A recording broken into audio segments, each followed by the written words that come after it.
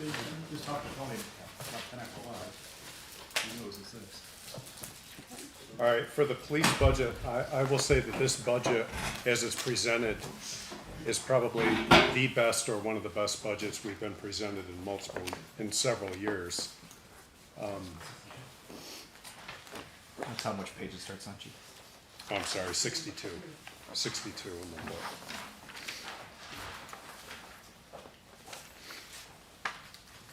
The one issue in account 803 under other supplies and services,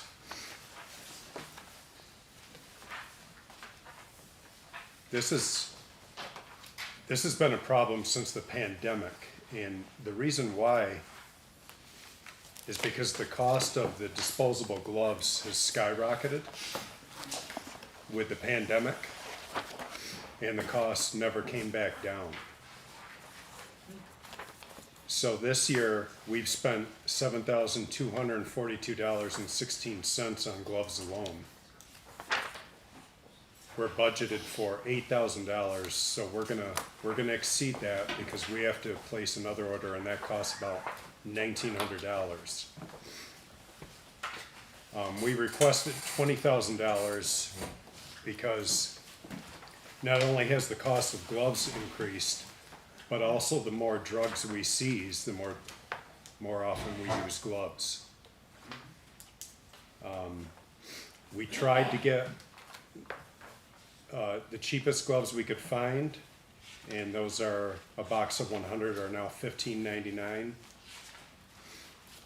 whereas the cheaper gloves are $15.99 for a box of 300, and those are simply not usable. We can't, they're paper thin, we just can't use them.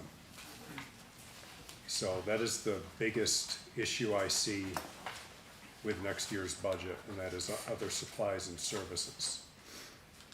Chief, what about drug testing kits to confirm what it is? Is that in that line too? That is not. We're okay. We have so many drug testing kits, and there's different methods. We are gonna be okay in that area. They don't expire too quickly. They may expire, but they last a long time. So we're okay with that. That other supplies and services also pays for fingerprinting of new hires, the Department of Medicine cabinet, our Easy Pass, and obviously the gloves, which I just spoke about. So that is my biggest concern with the budget. Our capital requests, Chief, before you go on, I know we had talked about trying to combine with the fire department and purchasing. Has there been any movement on that? yes, the fire department spends more money than we do. Their gloves are more expensive, so we are getting the best deal. Okay. Is there any, because I know we get state contract pricing on a lot of things, is there anything negotiable with this that obviously other municipalities are probably dealing with the same thing across the board with trying to purchase these? I'm wondering if there's any state vending price that would be cheaper. I don't know.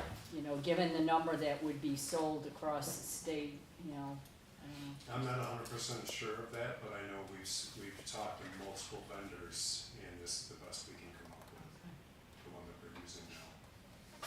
And Chief, back to line 453 fees. Last year it was $2,500. This year it's $79,000. What does that involve there? That was the body cam, the annual fee for the body cam. Which line again? 453? Yes, some of that is body cam. Body cam. Our annual, The software on that? yeah. Moved from one-time expense to yearly expense. Okay.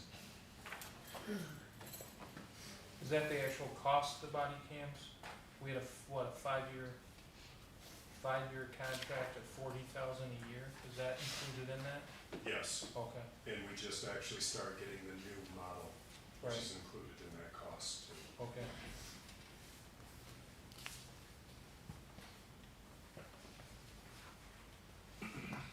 Salaries, those are all contractual, so I don't have any issues with those. My capital requests on page 126.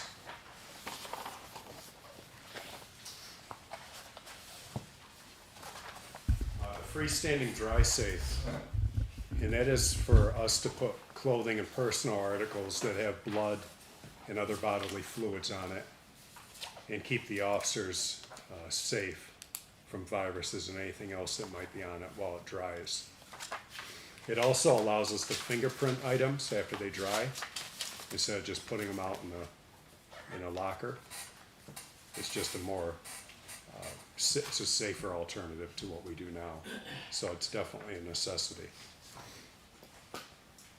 Chief, when I was there, the lockers that we used then to dry evidence when blood or body fluids on it were basically gym lockers from the school. Is that what you're still using now, and is that what you're looking to replace with these Correct. items? Yes. So you're trying to get up to date and not use a gym locker? Yes. Okay, thank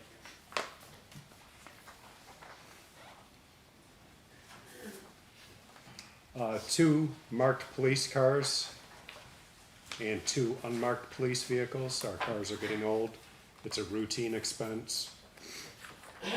They're used 24 hours a day. Our domestic violence officer has a car from 2009. I'm surprised it works, but it does, but we need to replace it. So that's important. And it also carries hope in it, our comfort dog, so. And the detective vehicles haven't been replaced in several years, so that's also important.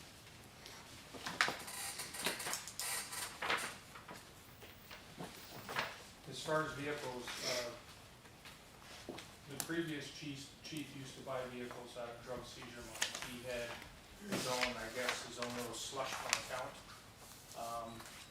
I think for about 10 years, the city of Jamestown didn't purchase a vehicle, but obviously now they're in our budget, we're purchasing them. Is there a reason why we're not continuing to do that? Is there any money left in that fund? Is it because it's erratic money, you don't know what you're gonna get on drug seizure money, or? There's definitely money in it. I don't know how much off the top of my head. But you never know how much you're gonna get. It varies year to year. I consider that fund more of an emergency fund. Like, did you purchase all new, ballistic vests for all your officers that were all outdated? Yes, we continue to buy the vests for new officers out of that fund. The last biggest purchase that I can remember was the K-9 that died suddenly a few years ago in 2020. Right. Because in the past, officers were wearing outdated, body armor, that's outdated after 5 years, and you went out and purchased, what, 30 vests? Yes, whenever they expire, we replace them. Right, which is the way it should be done and was not done in the past. And all new officers get new vests, obviously, too. Chief, back to the budget page of 62, have you had discussions or negotiations with the administration and or mayor regarding the changes on many of those line items that you're agreeing to, or you're asking for more than what he's proposed? It's about a $600,000 difference. It is a $600,000 difference, but I think we can work with that. With what he's whittled away, so to speak. Yes. My biggest concern, like I said earlier, are the other supplies and services. The gas on 0420 account, that's impossible to predict. Right. Could be lower than that, could be more than that. And same with maintenance. Yeah. The investigative fund, what does that fuel for you? The investigative fund, and that's one of the first times, at least I can remember, that that's been funded. That allows us to buy supplies for investigators. Could be tracking software, could be a lot of different items. Have you built in any retirements into your budget at all? I have not. Okay. So obviously, if someone retires next year, we're gonna have buyouts. Do you have a rough idea how many are eligible for retirement? I believe one Okay. lieutenant.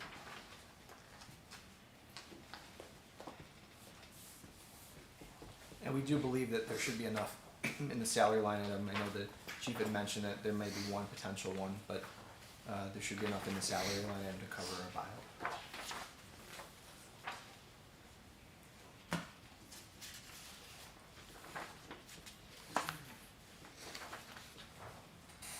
Any idea on timeline for these capital purchases? I mean, obviously you wanna wait till the budget passes, but, are they in need ASAP kind of thing, or are we gonna be able to stretch it out throughout the year? The marked vehicles are needed ASAP, yes. It depends on if they're in stock or not at our dealer.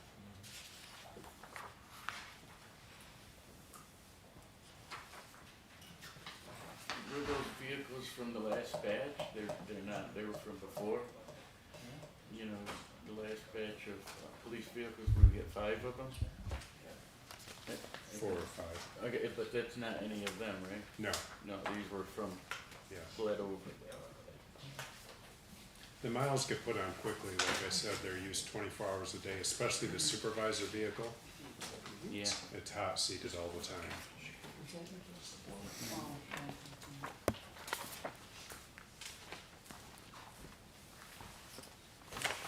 Much bigger. Yeah, and for those that just received it, Zach just handed out the capital sheet. I know last time we met, there was a request for a larger version of it. So should be here for you. I can see it. Hopefully you can see it a little better. Can't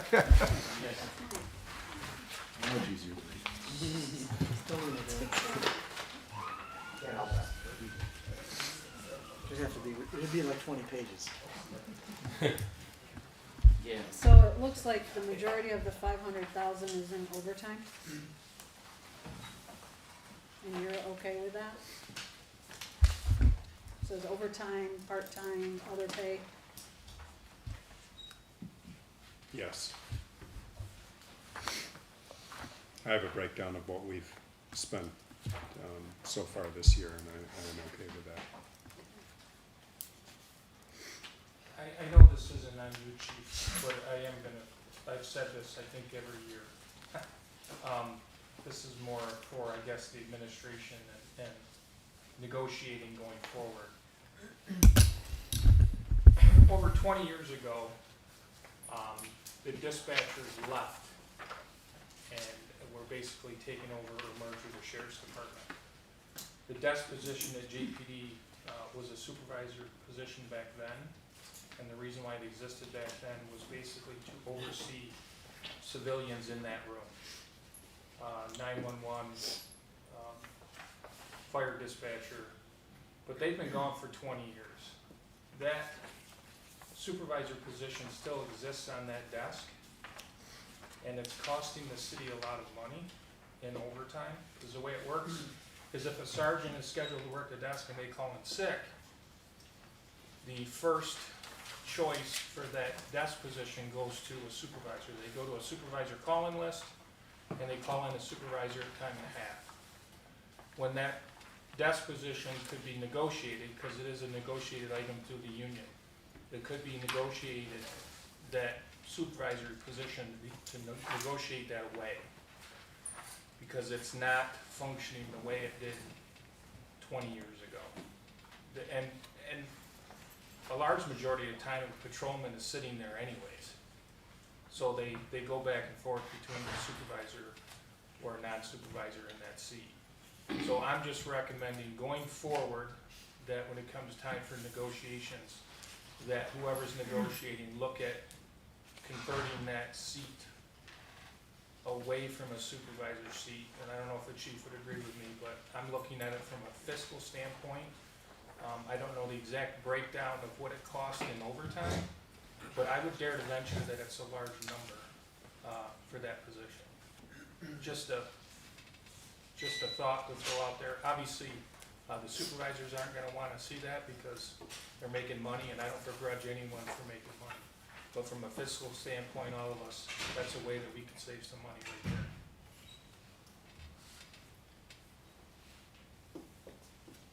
Are you eliminating the crossing guards?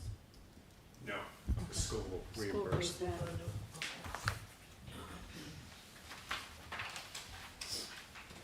At what point do you apply the ARPA funding to their salary line? I spoke with Tim earlier, they haven't reached their 65, so we haven't applied anything to it yet. Okay.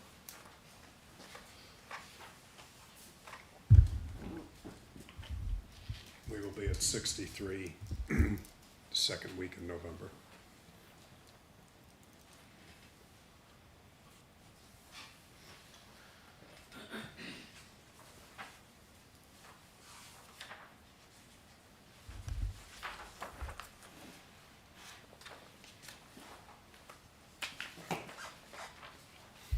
I'm assuming you have fire and police communications too, is that you?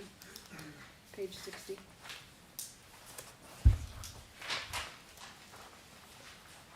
Just wanna make sure the maintenance agreement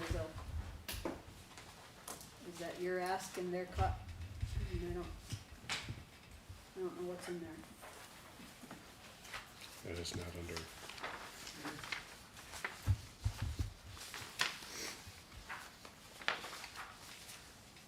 on page 60. Yeah, Second, third. get concerned when we have maintenance agreement cuts. 28 to 23.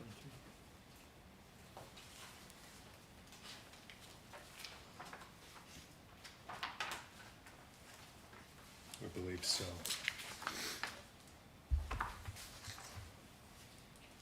I can get information on that, detailing that. I do remember there was something that was reduced, or there was a double cost in 2022 that, or 2023 we're not going to see in 2024.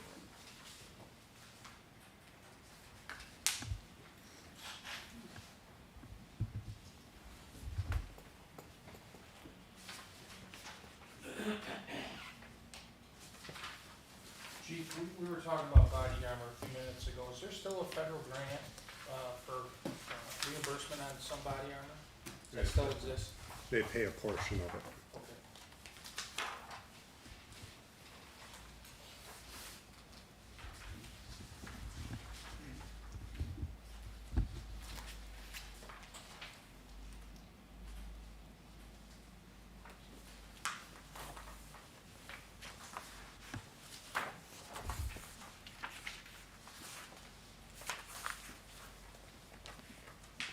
Any other questions?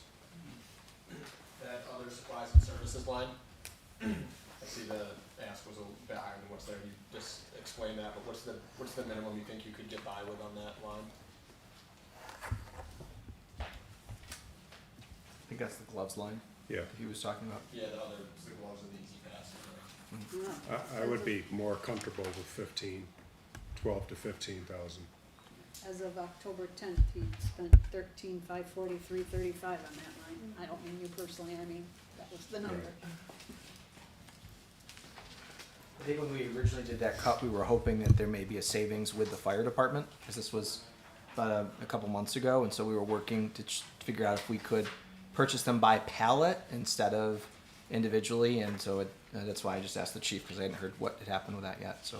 Yeah, it didn't work out in our favor. Yep.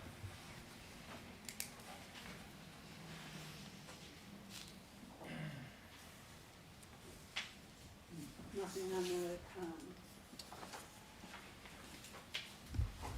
dog, no changes with that, with, I don't know what the exact title is.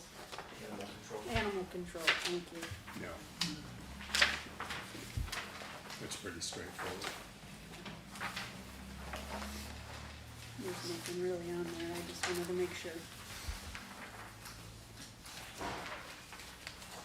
And I'm assuming the increase in contractual is the contract with the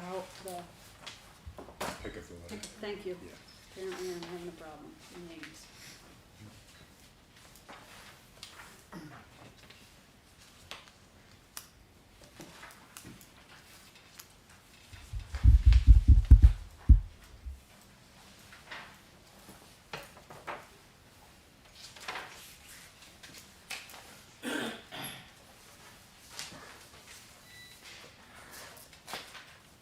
Anybody have anything else?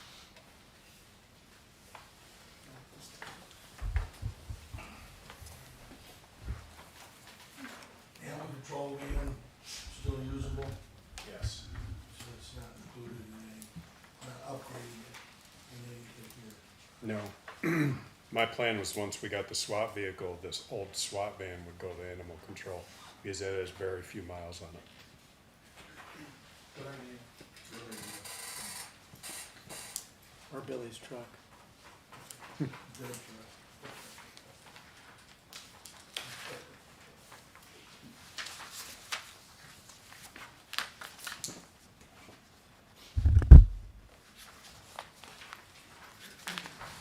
I don't have anything. If nobody else has anything, we can move on to fire. Thank you, Chief. Thank you, Chief.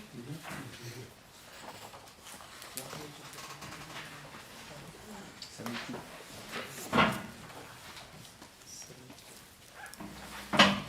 Goes in here, the fire department starts at page 72.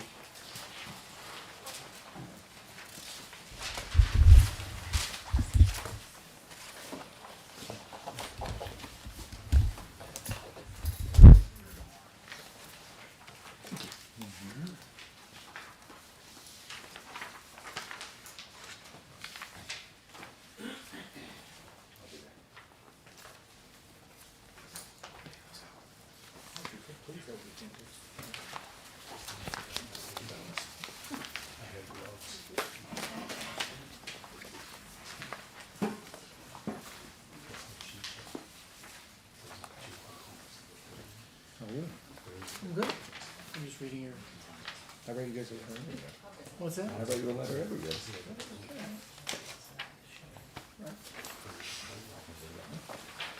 There's something to do.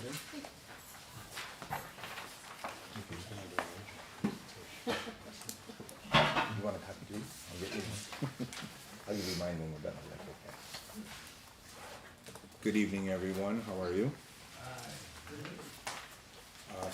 So as is custom usually year over year for me, I usually write council a letter, just kind of letting you know where we stand as a department, kind of a little bit of our call volume, and then on page 2 you'll find some noteworthy things that were on my mind as we were crafting the budget with the administration this year. So if I may, just for a few moments, as an organization, we recognize that there still remains to be structural and fiscal challenges going forward, so we try to craft an extremely conservative budget. And I say that from the standpoint that, right, there's obviously costs with everything that we do, and I'm certainly cognizant of that. So we try to craft something that's both responsible and something that's doable. As you're already aware, we still have heavy call volume. Our call volume for 2024 thus far is fairly flat over 2023, which is kind of a good sign, especially in the realm of EMS.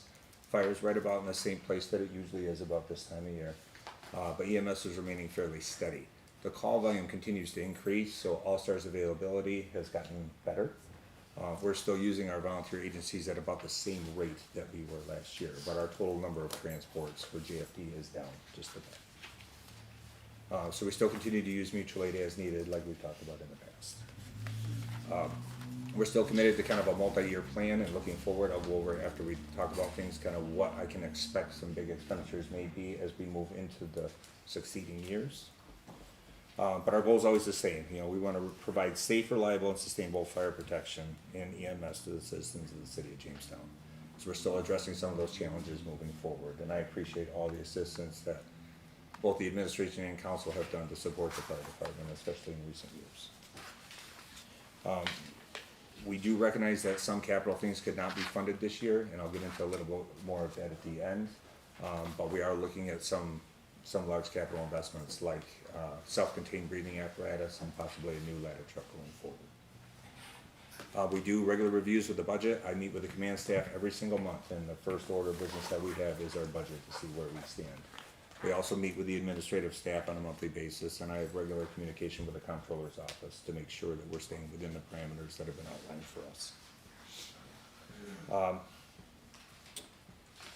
We do remain cognizant that sometimes there are adjustments that are needed because there are unforeseen events that do happen, such as Station 5's roof, for example.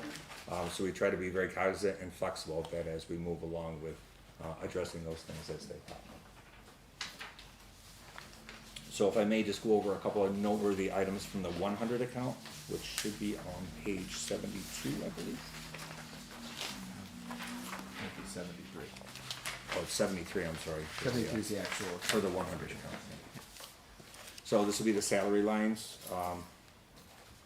As you're already aware, we're currently under contract with the Jamestown Professional Firefighters Local 137. They have a budgeted 2.75% increase for next year, and our budget numbers reflect that. We expect 3 vacancies next year. 2 persons have already signed up for retirement. One is retiring at the end of February. The other one is retiring at the end of March. We did just recently have a resignation within the fire department. It was one of the recruits that was out at the fire academy. So we do have 1 vacancy that's there that will not be filled once the current recruits graduate from the academy on November 10th. This one says May, is it March? Oh, I'm sorry, yes, that would be March. March? Yes, that would be March of '24. Please accept my apologies for the typo there. On the KVS style spreadsheet, if you have that in front of you, I did add an adjustment line in this year for the 4 additional positions that were brought on through ARPA, so we can kind of keep that delineated out. That's not probably in the budget book, but there is something that's been set aside for that. So if there's any questions on which positions are the ARPA funded ones, that is delineated out. Page 78. It might not be in a different color in that book. Just have to be for spots. There's also been an adjustment line added to offset the additional 8 positions that we're intending to hire through SAFER. Okay, and those are gonna be highlighted in green, so when you get the KVS version of it, there should be different colors on there. So you'll see the positions that are funded with those 2 different funding sources, and then the adjustment salary line, where those funds from each program will be applied to offset that cost, to bring the overall 100 account down.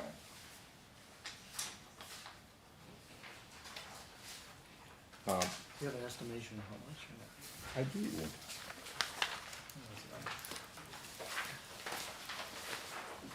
They should be in there, Tony, on page 77. It'll say firefighter, ARPA, firefighter safer, and that's the reimbursement for the total costs. Okay. Oh, okay. Save you a step now, sorry. Thank you, I appreciate that. So that's offsetting the cost, though, it's reflective of firefighters at, either the probationary rate or at step 1, depending on where they're gonna fall with the timeline there, so. But they are current numbers based upon 2024's wage scale, is my point.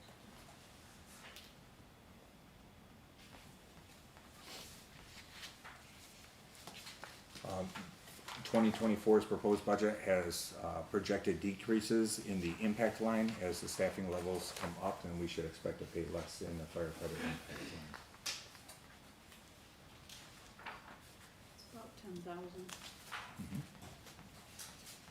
15. Do you guys have any questions on the 100 account items, or would you like me to just move on and do the 200 account?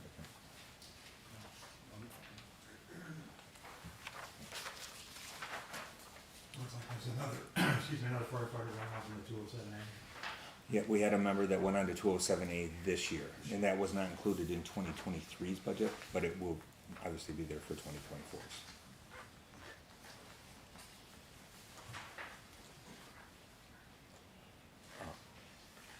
Councilperson Sheldon, just in case there's a COLA adjustment, the one that just went off on 207 this year, that person will not be eligible for a COLA adjustment for another 4 years.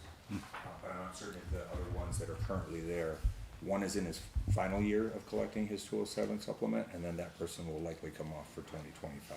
But I'm not certain if there's a COLA adjustment, so we may have to adjust those numbers, but I don't expect it to be much. There is a COLA adjustment, I did get that information. Did you? Okay, Yes. perfect. It has been adjusted in there. Awesome, thank you. Just don't want any surprises. In the 200 account, if I may, in lieu of capital and projects this year, the administrative staff and I had a discussion about that. And it looks like there's gonna be more like of a block award versus an individual project. So a couple of things that we're looking at spending those funds on, should that hold through the final budget process. We're looking at a new medic vehicle that will run out of Station 1.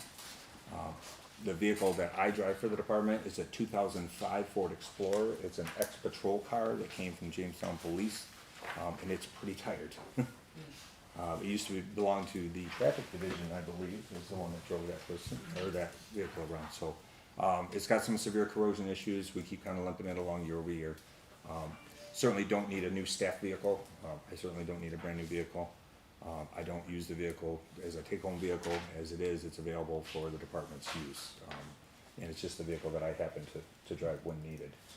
So pivoting the current vehicle that we have designated as Medic 35, it's a 2017, that would pivot back into a staff vehicle. That will not only extend its life, but then we're looking at possibly purchasing a little bit larger of a vehicle to run as the medic unit.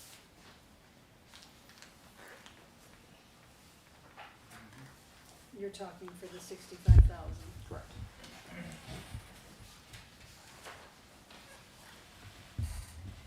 As far as the 400 account goes, if I may, most everything there was pretty flat. You will see a couple of bumps in there. The telephone service line continues to be pretty high. We're going to be kind of looking at that. We may be able to bring that down a little bit. A lot of that has to do with MDT terminals we have now, and also iPads for charging purposes.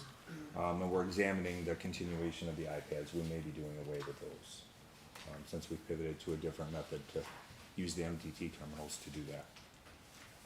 Utilities, they continue to reflect increases. I don't expect a huge increase in our utility costs. Generally, the fire department's utilities are pretty flat year over year. It takes the same amount of energy to heat the buildings and light them as it does year over year. Apparatus fuel, that's still pretty high. I'm not expecting that the fuel cost is going to go down anytime soon. I'm hopeful, but this is for diesel and gasoline. So short of having a major catastrophic incident that would drive it sky high, generally our fuel costs are pretty much the same year over year as well. Just has more to do with the market cost than it does our consumption. Turnout gears in there. You'll notice that there's a significant bump above last year's request. That's in anticipation of bringing the SAFER hires on, because the SAFER grant program does not pay for turnout gear, nor does it pay for education. And you'll see there was a requested increase there as well. As we continue with our succession planning too, we've been able to successfully have our officers get fire officer training, but that just is really a matter of a few $100s. It's really the recruit program that's going to be a significant cost there as we onboard more people.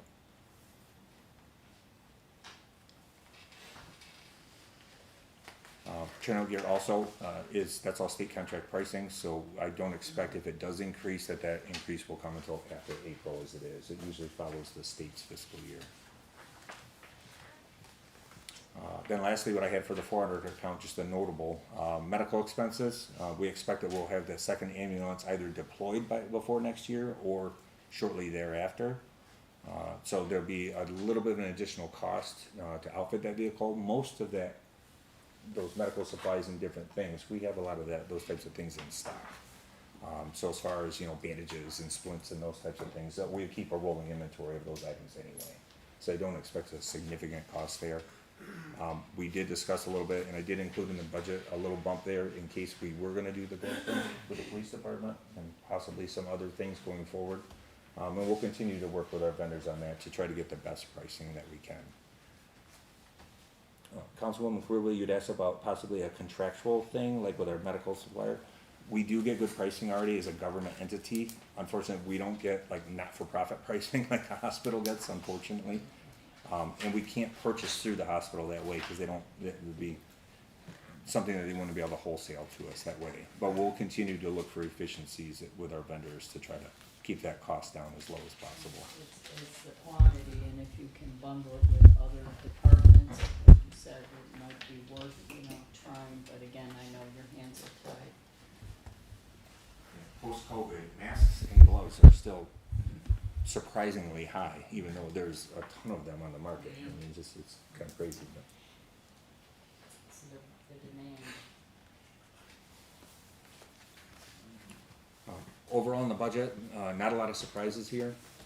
We don't expect too many retirements going through the next couple of years. We have a couple members that are retiring next year, as I previously mentioned.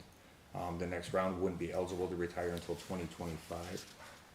And just from a preliminary standpoint, as of this moment, I believe we have 3 members that are considering retirement in 2025.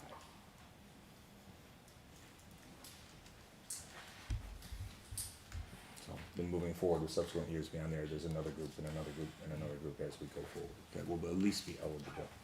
But it's still a little too early to tell whether they're gonna, certainly retire in 26, 27, along that line. So the battalion chief is one of the expected retirements this year? We still have a current vacancy for the battalion chief that retired this year. Unfortunately, one of the members that's been on our list was off injured, and certainly can't consider somebody for a promotion if they're not healthy enough to be at work. So that person has subsequently returned to work, I'm happy to report.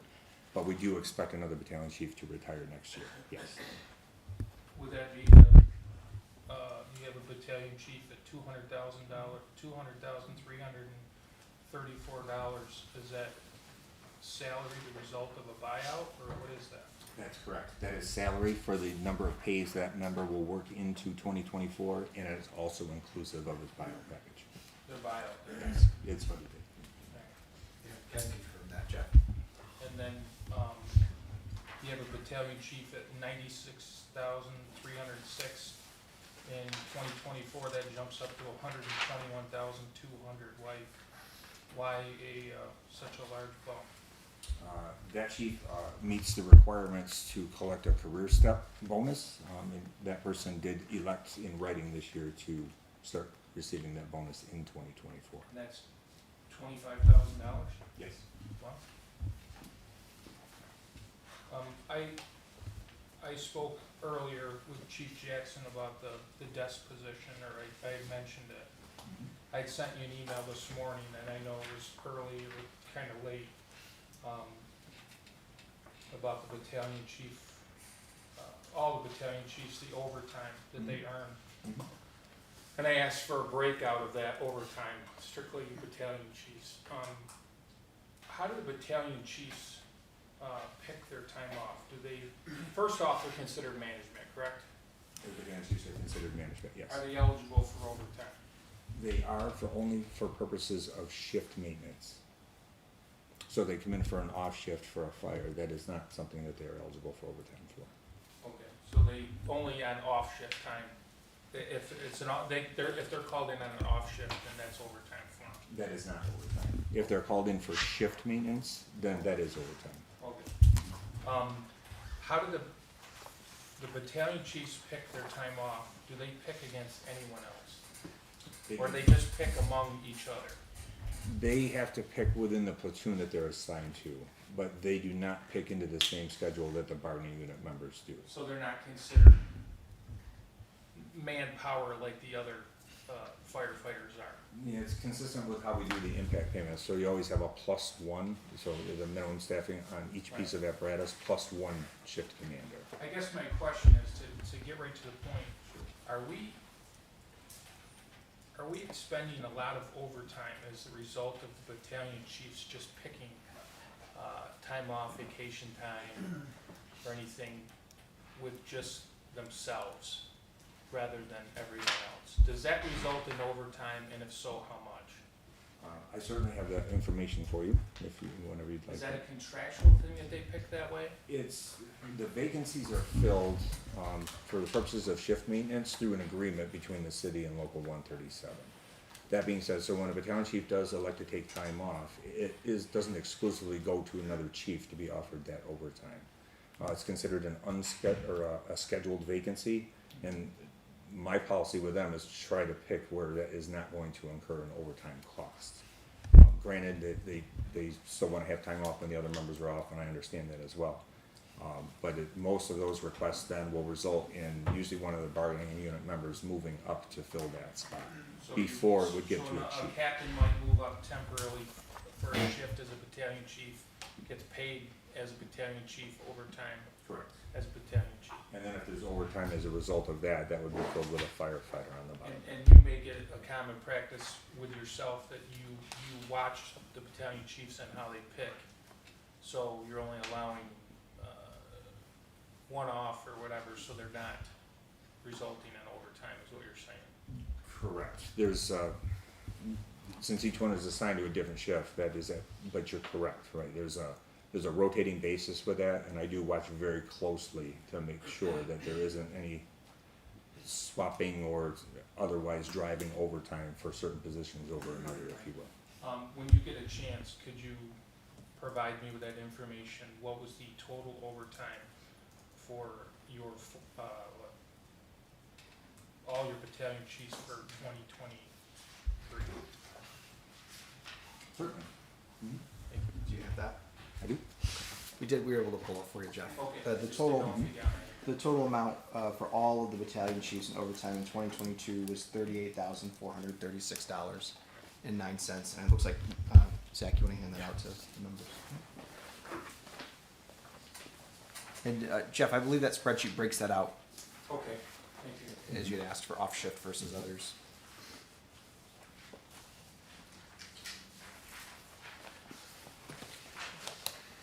I know you said some are 2.75, and some of these make sense, but some of these jump from 58.9 to 78.9. So like a 20,000 increase.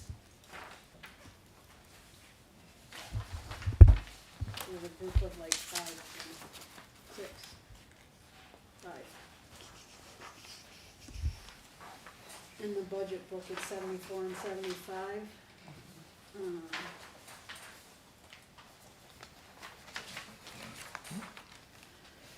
This isn't the. No, what's our no?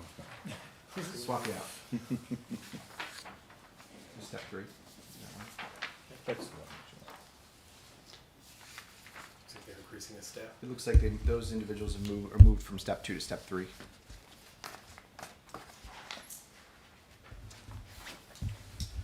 There's also a difference of one in there that's pretty large. That person was delegated as the EMS supervisor going into next year, pending completion of some training.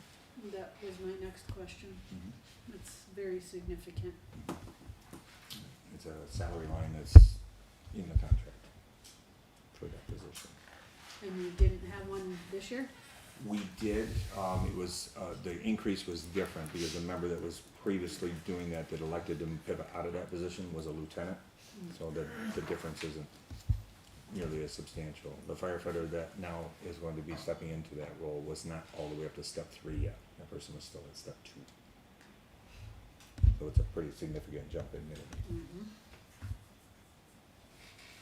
The first 3 lieutenants on there, the first 3 lieutenants on that list, their salary went down, it looks like. Is that a? That's more of a change. It's who we anticipate where the 4 captains' positions will be, and those positions then would be, it doesn't quite align, so I can understand where your question comes from completely. I wanted to make sure there wasn't a typo. Mm-hmm. Yep, that's accurate.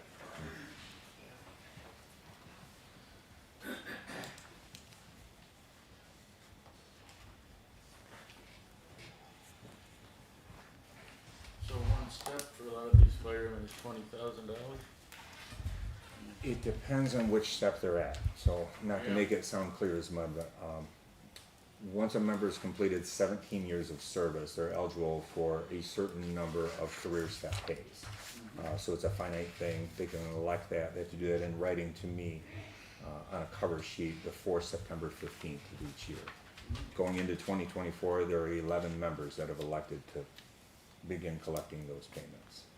Do they keep that as long as they keep working, or is that only a certain number of years? I know in the police department it was only for a 3-year span at one point. That's what it is for. Because it's 3 years. It's 78 That's just days. indefinite. Okay.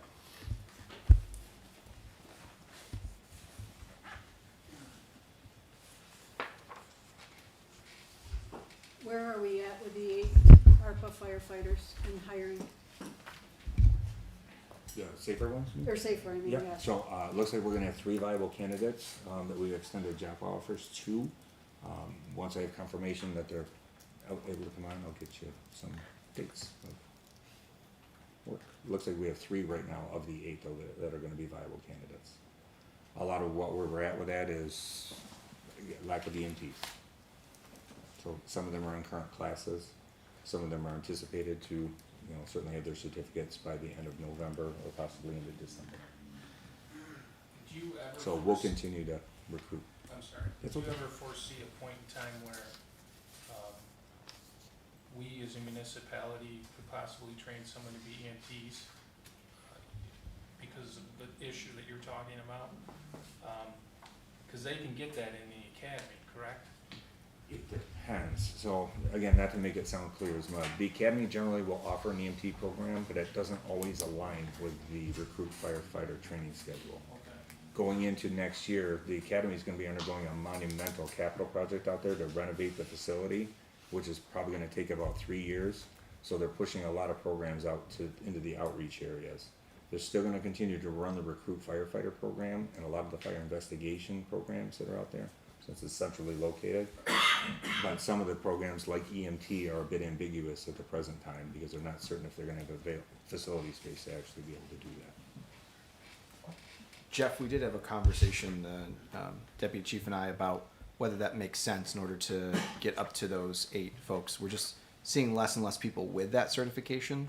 And so there's been some conversations of other partners that we could bring in to train those individuals, especially if there's a lag time between when they come on and when they go to the academy.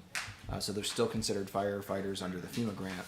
So there's an opportunity there, but there's obviously some other contractual things we have to work out. But you're on the right path, because we're seeing those numbers that we need to still fill, and how do we work around that? You have your EMT certificate, you want to teach a class? So as far as the current civil service list for a firefighter, there's still over 60 names that are on that list. Not certain that they're all gonna be reachable, obviously, but it's really that EMT certification that's kind of holding us up at the moment. Civil service has indicated, and it probably will be the case next year, that a new firefighter's exam will be held. They generally have those on a every other year rotation anyway, so they have made it known to me that the list is getting a bit older. Since it's beyond a year old now, next year it will be 2 years old, and they likely will be having another firefighter's exam. What is the cost for someone to get their EMT? It depends too. Generally, the cost is, if they go down to JCC to do it, not to college, it's usually a per credit hour fee. And I think it's in the neighborhood of just under $1,000 without the books. If they belong already to another agency, EMS agency or fire agency, generally there's no cost for the tuition that's reimbursed by the state. So it would just be the cost for the college's fee, I believe, to apply, and then the textbooks.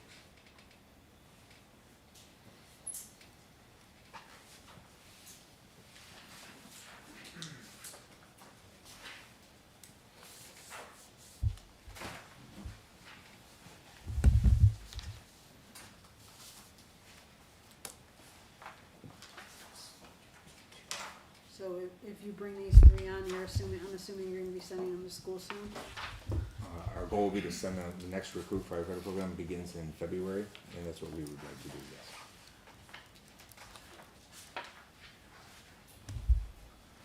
With the renovation project they want to do out there, they're actually looking to start the recruit firefighter program much earlier next year than what it's previously been. It'll still be the middle of winter when they start. But I think their goal will be to kind of move the syllabus and the curriculum around a little bit to accommodate more of the indoor type of classroom work, while the weather is still not favorable to go out to do firefighting. And then once they move more into the springtime months, then they'll be able to go out and do those outdoor evolutions.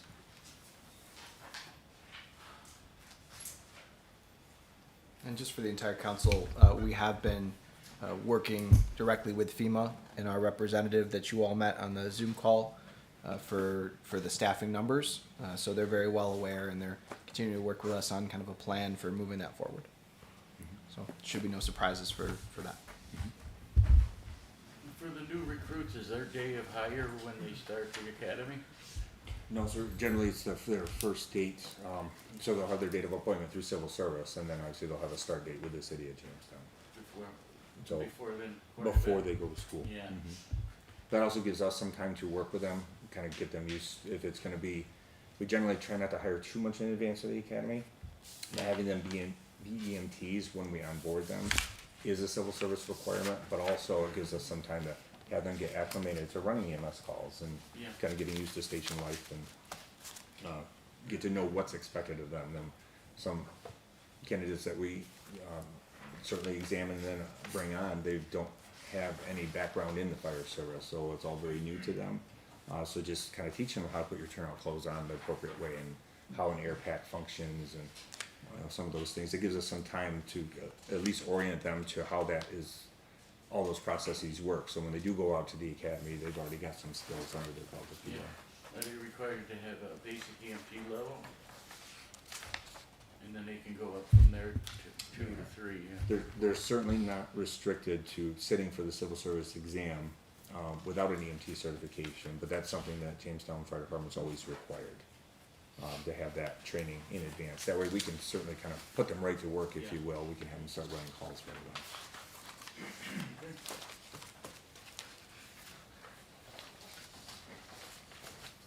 Councilperson DeVersa, we only practice up to the basic level. We do have some members though that have those advanced levels. I've heard that. But Yeah. our medical control, and we've discussed this for many, many years, we've always practiced to the basic level.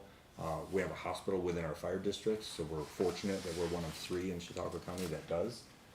So certainly a rapid transport to the hospital to get to that advanced care has certainly been in our best interest over all these years that the EMS program has been here.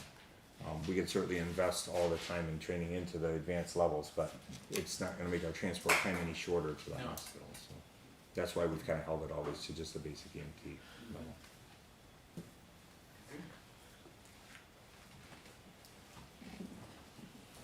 I will say the fire department wins the award for the largest capital request for a ladder truck at 2.1 million. It's not funded in this year's executive budget.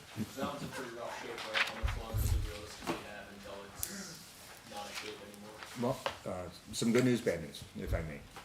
NFPA standards generally drive a lot of what our replacement schedule is for the actual fire apparatus, the custom built pieces. Aerials under NFPA really should only be run frontline for 15 years. For the pumpers, it's 20. Once you pivot them back into reserve status, you can pretty much keep them as long as you want, as long as they continue to pass safety inspections, aerial inspections, and pump testing. Ladder 1, the truck that we got refurbished in 2020, that truck is 15 years old this year, so it's due to be taken out of frontline service and pivoted back. Ladder 2 is a 1991, that truck is 32 years old, so again, we still send the vehicles out. We have a third party that's independent that comes in, does our aerial testing. Same with the pumps to make sure that the truck is still obviously safe to operate. But that being said though, right, there is kind of those built-in standards, they're not laws, but that kind of drives some of that replacement schedule. So we don't kind of fall out of favor with, certainly with technology. Admittedly though, buying an aerial device, that is a monumental investment. It's the most expensive vehicle we have in the city. And obviously the one that's the most difficult to service since it's so large.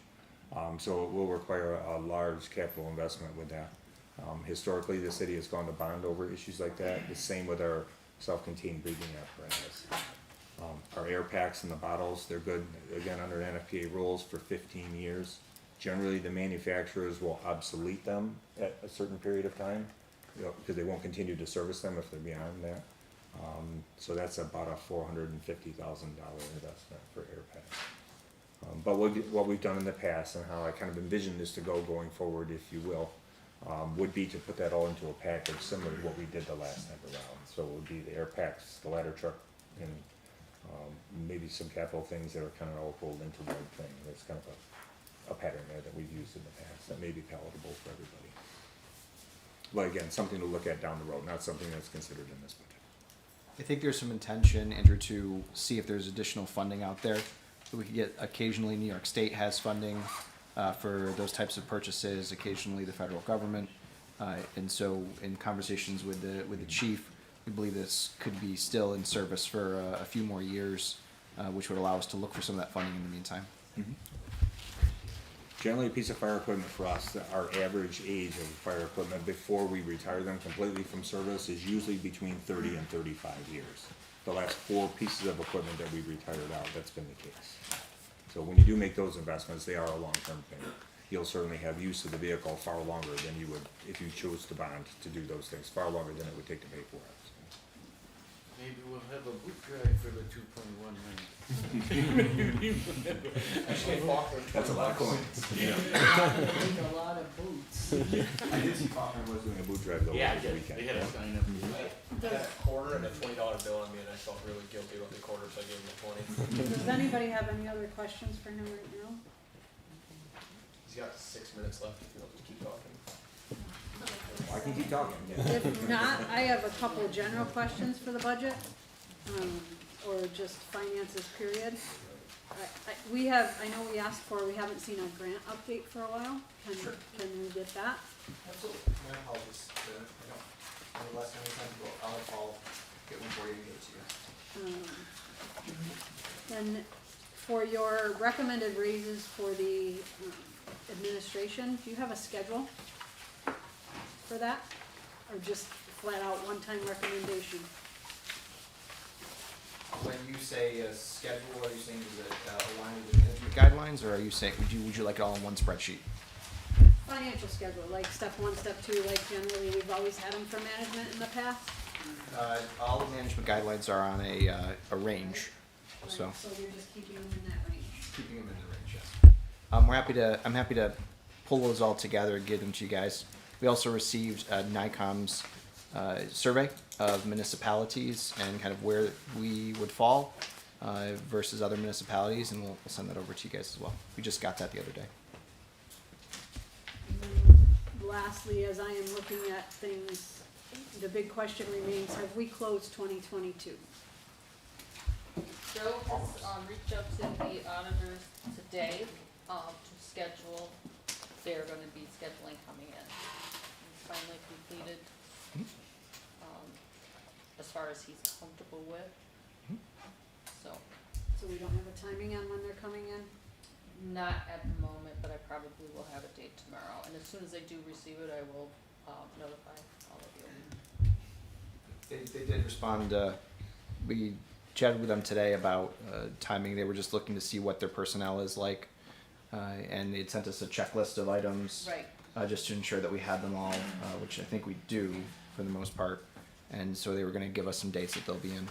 But they've kind of anticipated having us towards the end of the year, so I don't anticipate it's gonna be too long from now to complete that.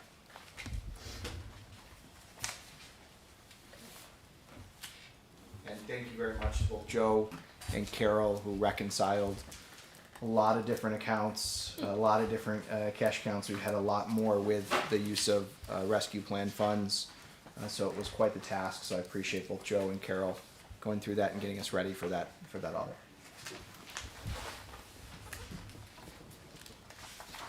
You mentioned the 2022 budget year end, is that what we're talking about Yeah. as far as getting results? Is that in an audited format, or is that just a summary of pluses and minuses?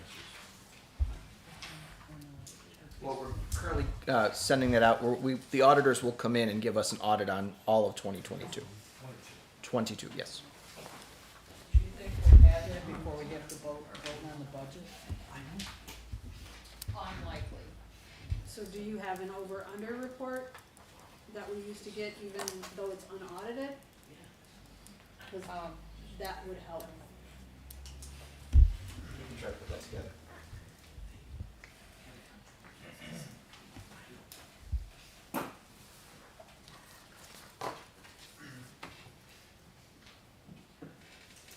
That's it for me right now, thank you. I don't know if anybody has anything else.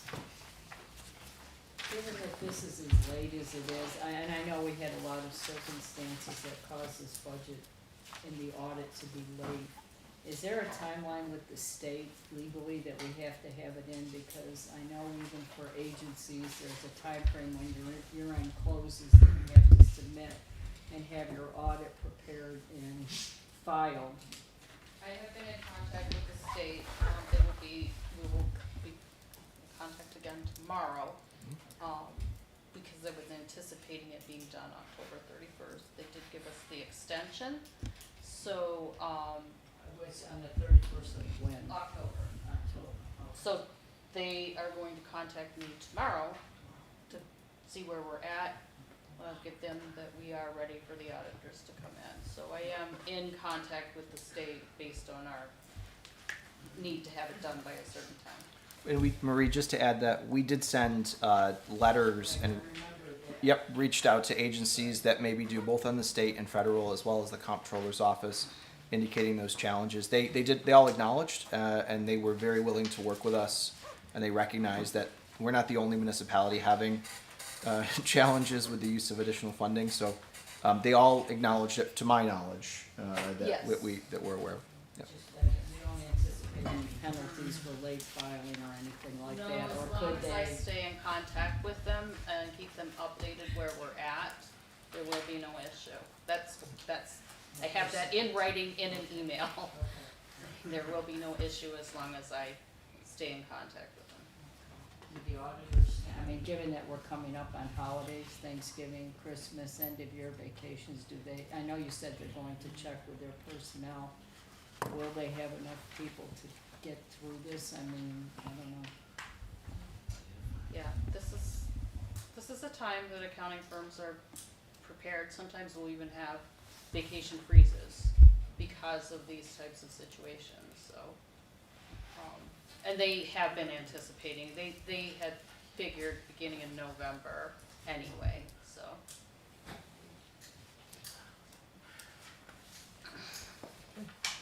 You all set? Lance? Yeah, we do have the public hearings at 7:15, so should probably go through the resolutions now, get those done before we go down, let me just stay there. So the first 13, our finance committee, Marie, you wanna do 1 through 6? I'll do 7 through 13?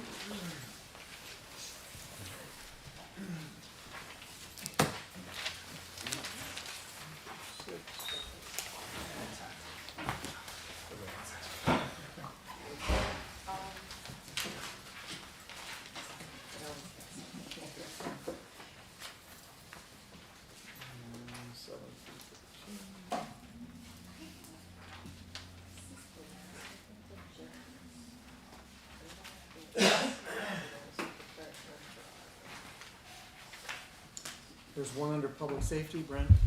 Yeah, I'll do that one.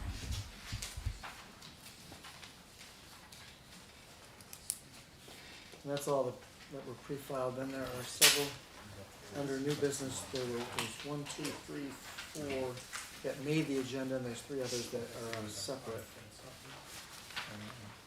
So the abandonments would be probably what, safety?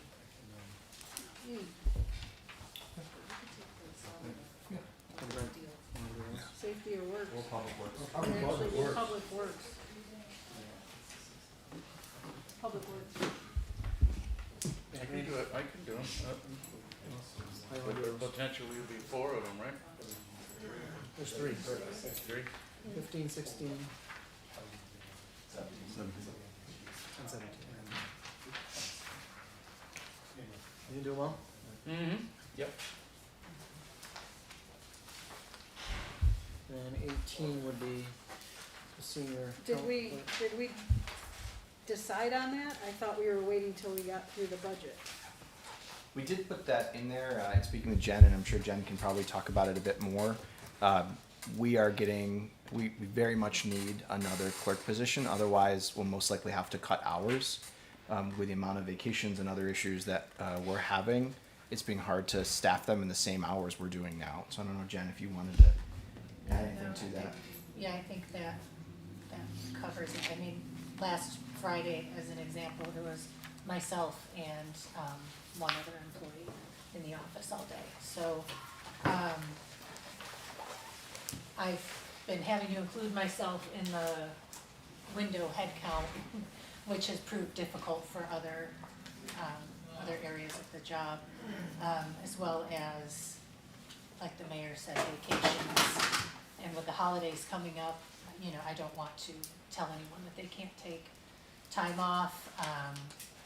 But getting into tax time, I think we're gonna be in trouble in January, honestly. So. The only issue I have is nobody has presented anything in agreement, not agreement. I'm not speaking that it's not going to happen, but I have a concern of hiring somebody this month to not fund it next year. And I believe it is in the budget. it It is, is. but it's in your budget, but hasn't gone through this council yet, so. And nobody's indicated to me that they're not, I'm not saying that, but I'm sure the last thing anybody here wants to do is lay somebody off after hiring them a month, so. We understand, I just wanna be very clear that we may be coming back to the council with issues on when windows can be open, we may have to close them for periods of time, so I How just wanna much be does a month clear about make? that. How much does 1 month make? I guess it depends on what happens in the office, honestly. I haven't wanted to canvass for a full-time, I mean, there's a whole canvassing procedure that we'll have to go through. So, I mean, it's just, And there's money in this year's budget for a part-time clerk Only that, part-time. that hasn't been expended, correct? right, That's correct, yes. yes.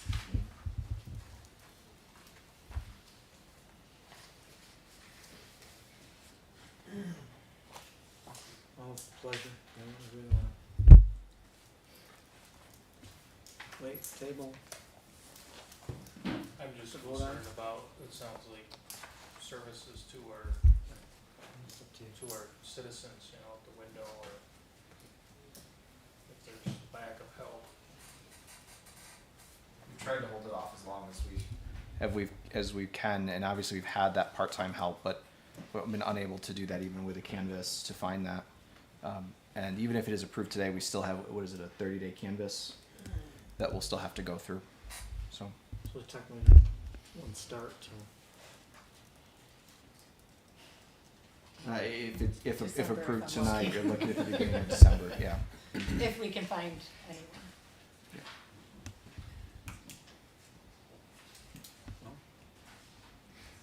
What's the pleasure? You wanna wait or pass it or put it up? I mean,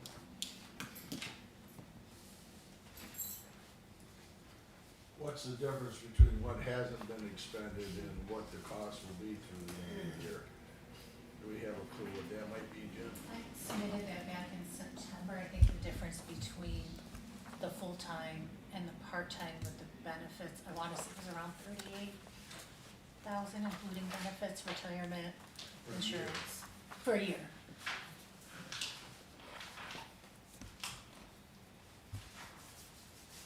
I lost a very flexible employee that she worked, 3 days a week, 10 to 2:30, and would work 5 days a week when someone was on vacation. If somebody called in sick, I knew I could call her. I'm not gonna find somebody like that. She had a lot of experience too. Yes, Yeah. yeah, 43 years of experience and, but I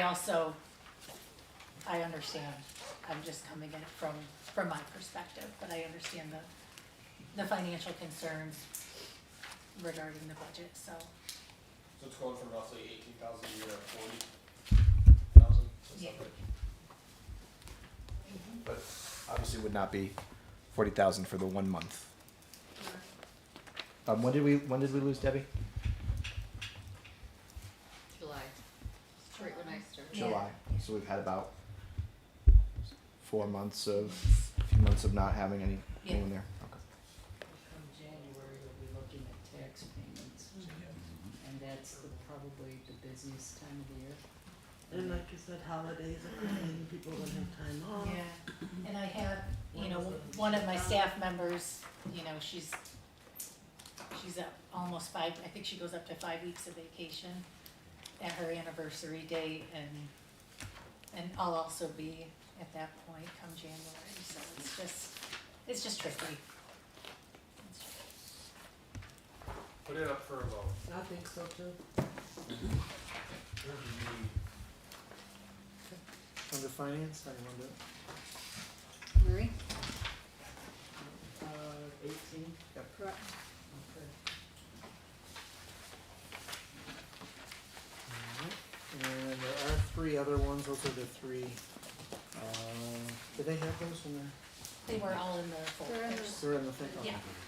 I don't have my mission for So it'll be the 2 resolutions, 19 and 20, designating for the children's solution, collaborative solutions for the grant, in a grant agreement, for the Gus Macker. And those would be finance as well. Kim, you wanna do that? I don't. I'm not sure where they are. few pages I have up in the extras if local, you- it was in the, you didn't get it? No, I didn't get it, so. Yeah, you didn't have mine. It's 20 grand, it's, Oh, the, Don't fall. You got it? No, Yeah, You I'll don't have have it. any? I'll have it. That's the other two look like this. I don't have that either. You know, that, here, well, you can have it. What? I'm good. You know, the- I ended up getting mine, I must have stole yours. You probably did.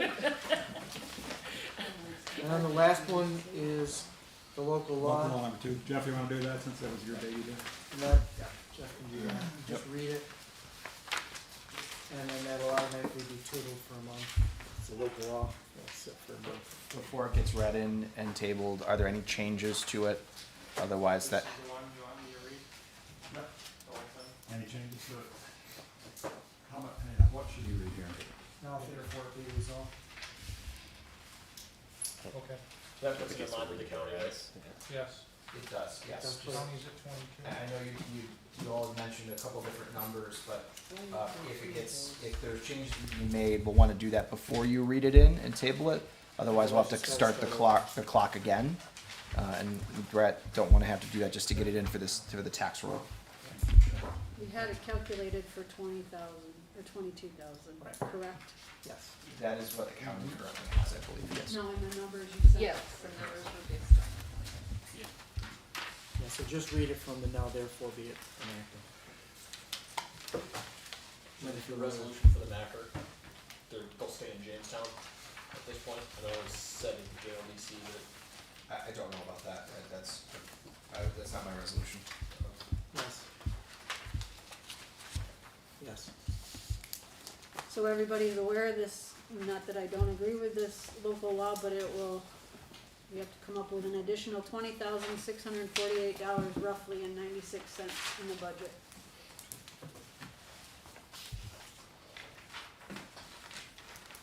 I think it's worth it if we save some senior citizens' house. I didn't say that. homes. I'm just saying what we're short. Okay, we have 7:15 for our public hearings.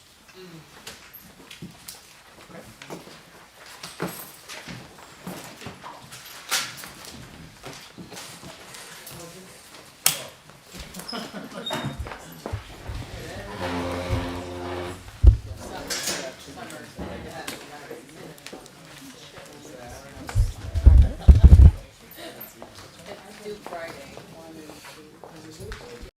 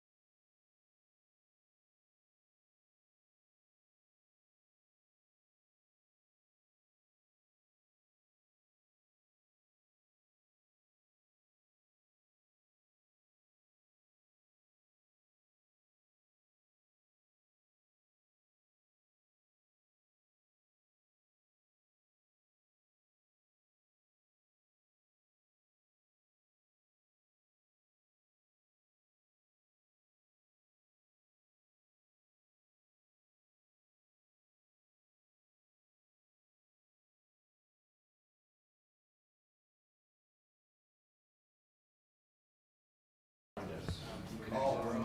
Carl. Yep. So he should be connecting with Carl. you. Oh, that'd be great. Glad you reached out. I'd like to call this public hearing to order. And Jamestown City Council, would clerk please read the public notices for our public hearing. Public hearing will be held at 7:15 PM in the City Council chambers to consider the abandonment of portions of Cheney Street, Benedict Avenue, and Collins Avenue. Persons wishing to comment on this matter are invited to speak at this time. Is there any correspondence that was received regarding this hearing? No. Seeing none, I'll ask, is there anyone here that would like to speak tonight on any of the three abandonments in this hearing?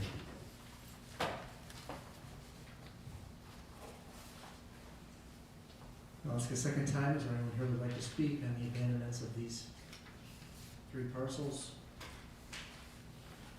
And I'll ask a third and final time, is there anyone here that would like to speak on the abandonment of these three streets? Is there any questions from the council?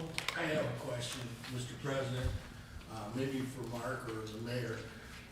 In these proposals for abandoning streets, it says that the property owners that are abutted to the vacant or paper street are they equally divided, or how is that property being divided up to those abutted properties? Do you know, Elliot, do you know by chance? I will say that there was a survey done on the properties, a professional survey with Rogers, surveying company, which, no. White, oh, it was White Surveying Company, I apologize. And based upon that, we have a legal description for all the street, it could be divided based upon that. One of the things the resolution does do is direct the DPW to put it into, blocks that'll be easily sellable to the neighbors who requested it. That was my next question, if there was in fact a consideration to be made at some point in time for those neighbors to grab that small or however large a piece of property it might end up being. Yes, and, to add some context to this, these streets, and there's gonna be another part, Lindsay Avenue, that we'll be proposing soon, is at the behest of neighboring property owners. Councilman Reynolds, just to clarify that as well, as you mentioned, we typically don't do street abandonments unless we receive a request from a abutting property owner for the purchase of that street, or if there is some other work that is going to be done or reason for us to remove that, in many cases, paper streets. And so each of these three have have owners that have indicated, or abutting property owners that are seeking those parcels for various reasons. Captive audience, there we go. Indeed, yes. Back on the tax one. Exactly. Thank you. Is there any other questions? Comments? Hearing none, hearing is adjourned. 7 minutes, and then we'll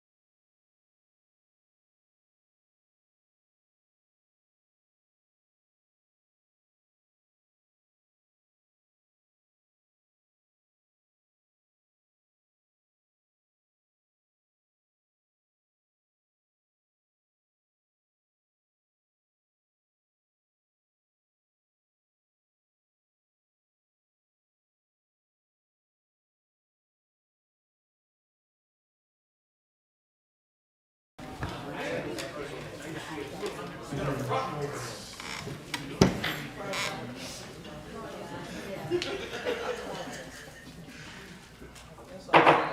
like to call this October 30th voting session of the Jamestown City Council to order. Will the clerk please call the roll? Councilmember Sheldon? Here. Brackman?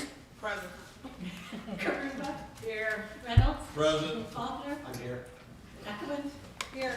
DeVersa? Here. Russell? Here. And President Holmes. Here. This time, I'd like to have everyone to stand for the Pledge of Allegiance. Please remain standing for the invocation tonight, which will be given by the Reverend Tom Lowe of Kidder Memorial United Methodist Church. I pledge allegiance to the flag of the United States of America and to the republic for which it stands, one nation, under God, indivisible, with liberty and justice for all. I didn't listen. Good evening. All Saints' Day is the modern name attributed to November 1st, but it was also known in Old English as All Hallows Day or Hallowmas, now more commonly known as Halloween. Hallows is thought to have referred to the saints who were the hallowed ones. In that spirit, I invite you to be in an attitude of prayer or reflection. We give thanks to you, Creator, for all the saints who have ever worshipped you, whether in brush arbors or cathedrals, weathered wooden churches or crumbling cement meeting houses, where your name was lifted up and adored. We give thanks to you, O God, for hands lifted in praise, manicured hands, and hands stained with grease or soil, strong hands and those gnarled with age, holy hands, used as wave offerings across the land. We thank you, God, for hard-working saints, whether hard-hatted or steel-booted, head-ragged or aproned, blue-collared or three-piece suited.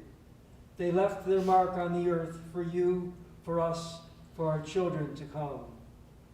We thank you, Creator, for the tremendous sacrifices made by those who have gone before us. Bless the memory of your saints, God. May we learn how to walk wisely from their examples of faith, dedication, worship, and love. Amen. Amen. Thank you.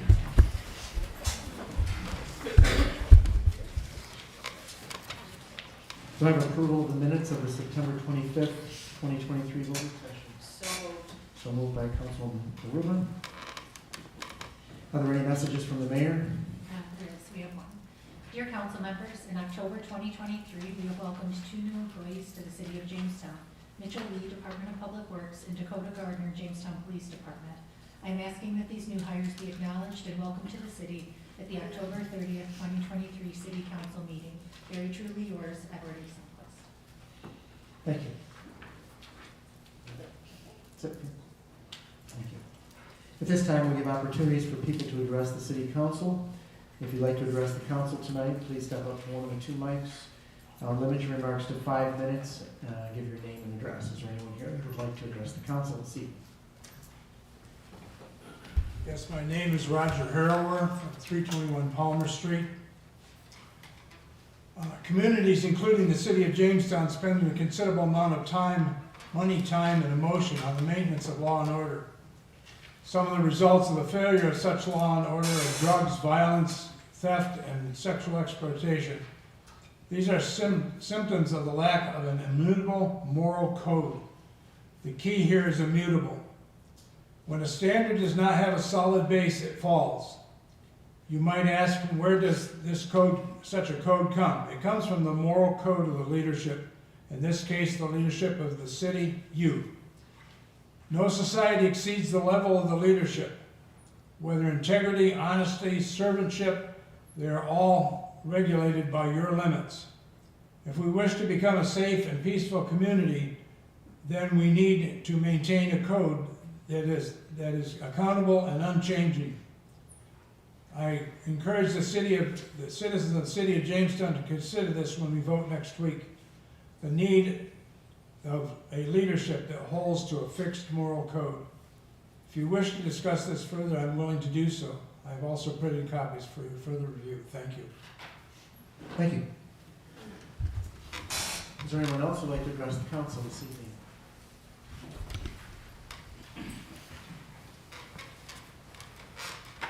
My name is Doug Champ. I live at 225 Bowen Street in Jamestown. I've got kind of like a good, bad, and ugly comment tonight. The good is that I appreciated Jeff Russell's involvement with trying to provide new ideas.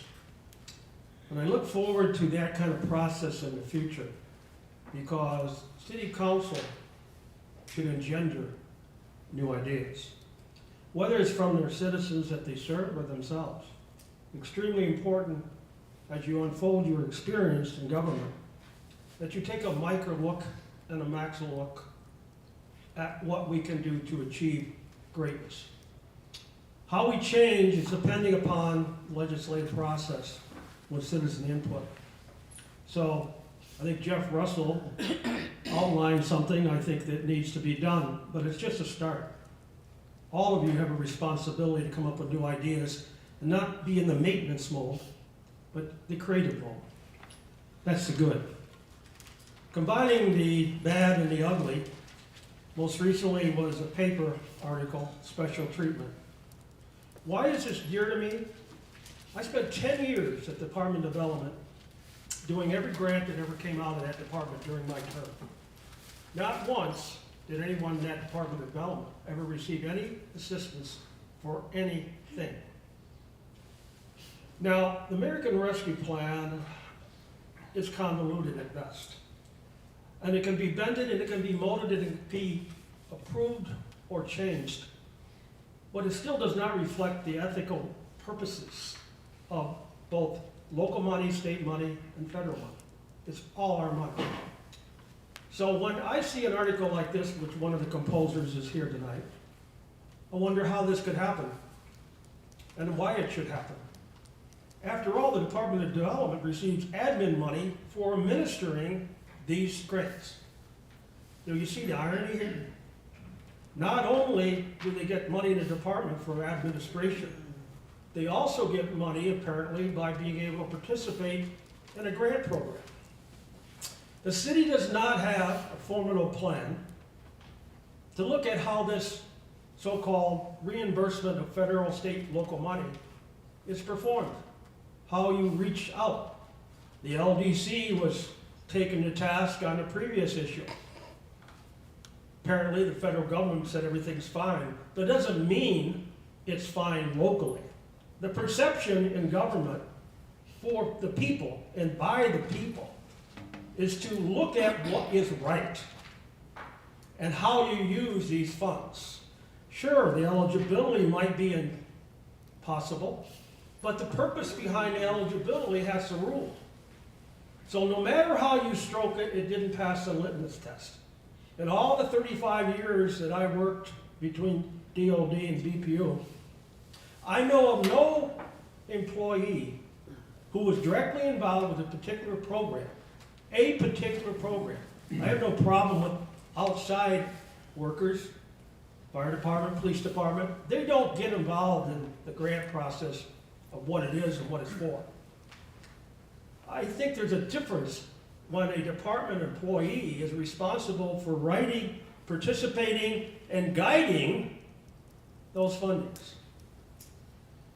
We don't need a headline like this earmarking Jamestown with the lack of administration capabilities of doing the right thing. You as city council serve as a reviewer of the administration policies. What's happened has happened. You can't call the money back, nor do I desire you to do so. But what I do desire you to do is change this policy that does not work right. We don't have one. Bylaws are thrown out. Bylaws are not followed. People that actually may have needed the grant maybe not have gotten it. There's nothing wrong with these people. I'm not here to argue whether they're good or bad or ugly. I'm here to argue for sanctity and opportunity of using these funds. So it depends on the administration in terms of, do they want to have headlines like this, or do they want to acknowledge, well, we can get this done because we're allowed to. Remember, do the right thing. The right thing sometimes is not exactly what you interpret. Thank you. Thank you. Is there anyone else who would like to address the council?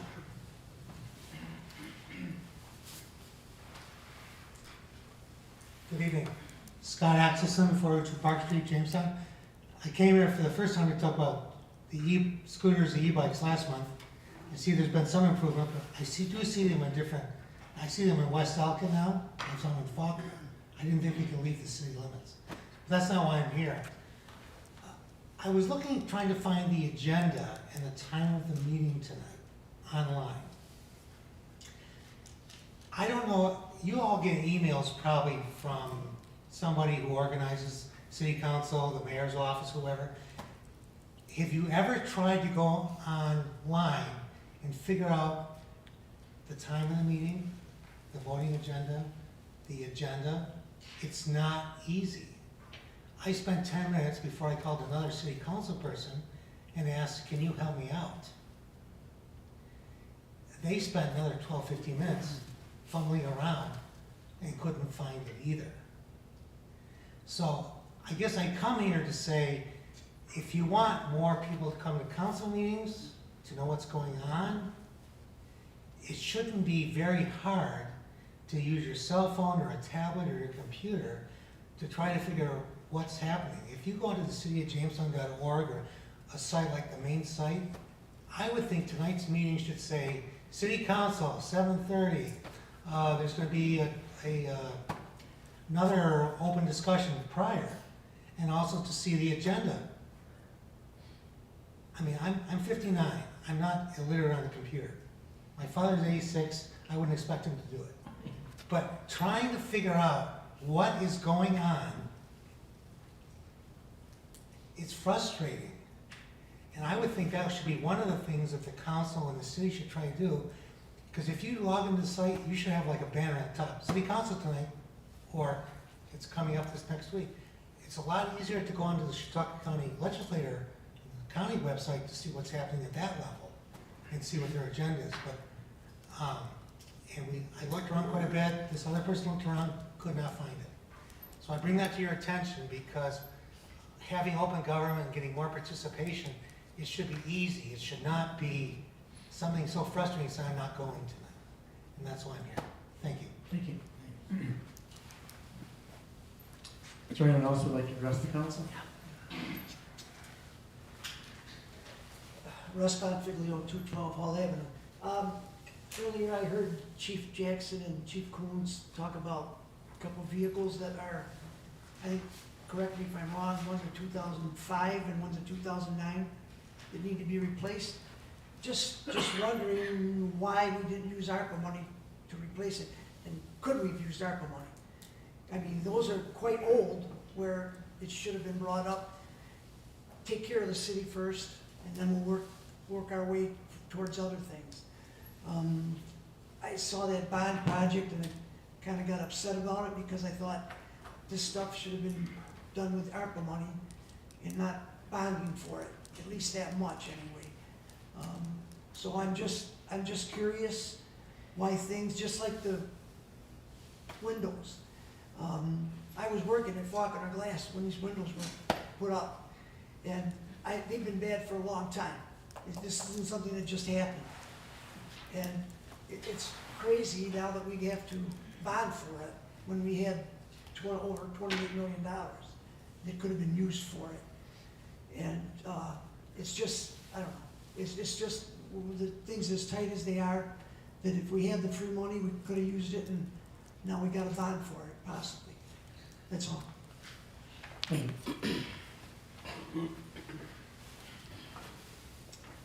Melissa Peternity, 346 Faulkner Street. I just would like to piggyback off of what Scott said. The other day I was looking at the website and I checked where it says employment opportunities, and nothing comes up.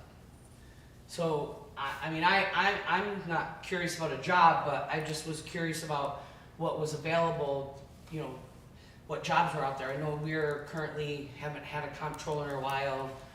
Also, Association Corporation Council and the Ombudsman. I was curious as to why they weren't on the website for people to check out. I think there's a part-time city clerk position open. So when you click on employment opportunities, like nothing comes up. Thank you. Thank you. Is there anyone else who would like to address the council? Okay, move on. Is there any presentation for petitions and communication? Okay, good. Move on to reports from our standing committees. We'll start with finance, and the first six resolutions will be sponsored by Councilwoman Kaluba. Thank you, Mr. President. I have a resolution authorizing payment of the regular audit. Thank you. Any questions or comments? Clerk, please poll the council. Councilmember Sheldon? Aye. Brackman? Aye. Karuba? Aye. Reynolds? Yes. Faulkner? Aye. Eklund? Aye. DeVersa? Aye. Russell? Aye. And President Holmes? Aye. Thank you, Mr. President. I have a resolution authorizing the Deputy Controller to make the following amendment to the 2023 General Fund budget for the payment of legal services as follows. Increase appropriations, judgment and claims 8.1930.0400.00000, $21,169.00. Decrease appropriations contingent account 8.1990400.00000, $21,169.00. Thank you. Any questions or comments? Clerk, please poll the council. Councilmember Sheldon? Aye. Brackman? Aye. Karuba? Aye. Reynolds? Yes. Faulkner? Aye. Eklund? Aye. DeVersa? Aye. Russell? Aye. And President Holmes? Aye. Thank you, Mr. President. I have a resolution authorizing accepting a donation from the Debbie Foundation, Community Foundation, Sheldon Foundation, and Jamestown Renaissance Corporation of 55 trash receptacles for use throughout the downtown area and the city of Jamestown. Please note that the council extends its appreciation and gratitude on behalf of all the citizens of Jamestown to the Debbie Foundation, Community Foundation, Sheldon Foundation, Jamestown Renaissance Corporation for their generous donation. Apparently these receptacles are more than 20 years old. So thank you. Thank you. Any other questions or comments? Clerk, please poll the council.